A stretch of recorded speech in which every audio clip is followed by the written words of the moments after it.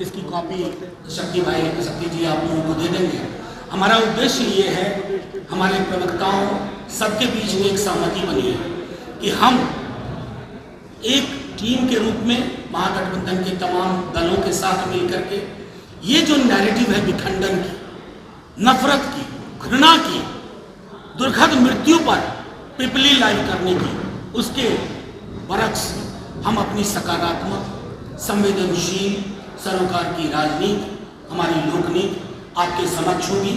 और इसको कह करके कोई मैं नहीं मिर्ची का सबूत देखने के लिए साथियों आप ही के पोर्टल पे, आप ही के चैनल पे मैंने वो सारे विजुअल्स देखे हैं। एक पुलिसकर्मी की आंख लाल है, हाथ पूरा लाल है, वो सब हमने देखा है।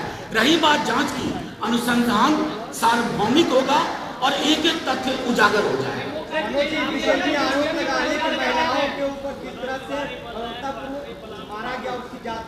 नहीं, वो जो जांच कमेटी बनी है वो तो मैंडेट के साथ बनी है ना। अभी तो 48 घंटे हुए हैं, इंतजार कर रहे हैं। लेकिन मैं बीजेपी के लोगों से उम्मीद करूंगा कि थोड़ा रिस्पॉन्सिबली बिहेव करिए। आप देश में सरकार चला रहे हैं, मणिपुर में 150 लोग मर गए भाई साहब, 200, हजारों घर जल गए और प्रधानमंत्री जी के मुंह से एक शब्द नहीं निकला। एक क्रिकेटर की उंगली में चोट लगी थी, प्रधानमंत्री जी ने सुबह सुबह ट्वीट किया था महीनों पहले, बेहद अच्छा लगा। कितने संवेदनशील प्रधानमंत्री हैं। आज 200 लोग मर गए मणिपुर में, हजारों घर जला दिए गए, उनके कैबिनेट मिनिस्टर का घर जला दिया गया।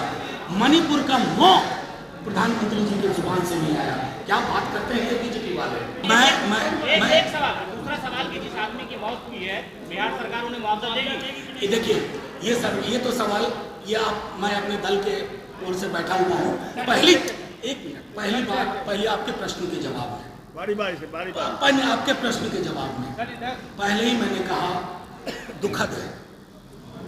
और सबसे बड़ी बात जो आप कह रहे हैं कि मुआवजा का सरकार उसका फैसला करेगी, क्या इसमें प्रेसिडेंस रहा पास्ट, क्योंकि सरकार में तो बीजेपी वाले भी रहे हैं ना, पास्ट प्रेसिडेंस भी देखा जाता है इस तरह की चीजों में।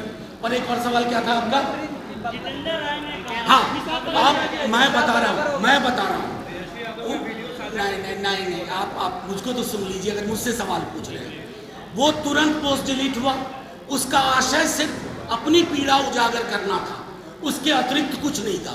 अपनी पीड़ा उजागर हुई, लेकिन उनको अपने रिस्पॉन्सिबिलिटी पता चली, उन्होंने स्वयं डिलीट कर दिया।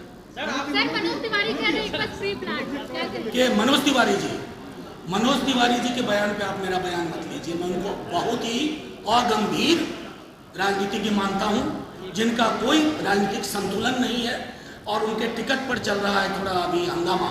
तो कई लोग तो इसमें इसलिए भी ओवर सक्रिय थे कि टिकट का मामला फिट हो जाए।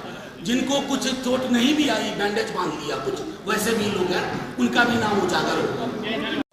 जिस महागठबंधन ने उनकी उम्मीदें जगाई हैं वही समाधान भी करेगा। और मैं कह रहा हूं डंके की चोट पे, जहां से उम्मीद का सवेरा वहीं से समाधान की शुरुआत। ये फर्क हमारे शिक्षक गणों को भी जो नौकरी में हैं या आना चाहते हैं उन सबको समझना होगा, क्योंकि विखंडन की राजनीति, कभी हम तो ये भी पूछ लेना प्रधानमंत्री जी से, आपको वोट किसी मंदिर मस्जिद पे नहीं मिला था, 2 करोड़ रोजगार प्रतिवर्ष के वादे में 14 में आप आए थे। आज 2023 है, 9 दूनी 18, अगले साल का मैं जोड़ भी नहीं रहा हूं, 18 करोड़ में अगर आपने 1,80,000 भी दिया हो तो बताओ। तो ये तो बेईमानी है ना, पॉलिटिक्स ऑफ डिसऑनेस्टी, बेईमानी की राजनीति। और वो ईमानदार लोगों से, प्रतिबद्धता वाले लोगों से प्रमाण पत्र मांग रहे हैं। मैं तो सिर्फ ये कहूँगा बीजेपी के हमारे साथियों, आईना रखा कीजिए, संभव हो तो पॉकेट में भी एक रखिए। बार बार आईना देखने की जरूरत पड़ती है।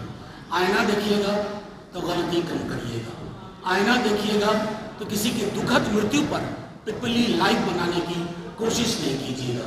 पुलिस फोर्स को बहुत रिस्पॉन्सिबल होती है, हम भी लड़े हैं, हम भी सड़कों पे उतरे हैं, आज ही नहीं, विद्यार्थी जीवन में भी सड़कों पे उतरे हैं।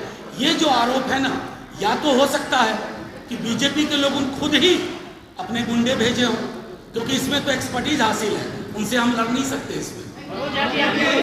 अगर आप लाठी तंत्र के मेरे सही होने को मान रहे हैं तो आपने मेरी बात सुनी ही नहीं। लोकतंत्र में संवाद सबसे बेहतरीन है, लेकिन लाठी तंत्र के पीछे का मिर्ची तंत्र जो है, लाल मिर्ची, एक बार अनुसंधान हो जाने दीजिए, फिर सरकार के ही लोग जो वहां थे वो पूरी इंक्वायरी भी हो रही है। तो मैं समझता हूँ तमाम चीजों का हम लोग को थोड़ा इंतजार करना चाहिए। अभी तो 48 घंटे हुए हैं, वो सब चीज पर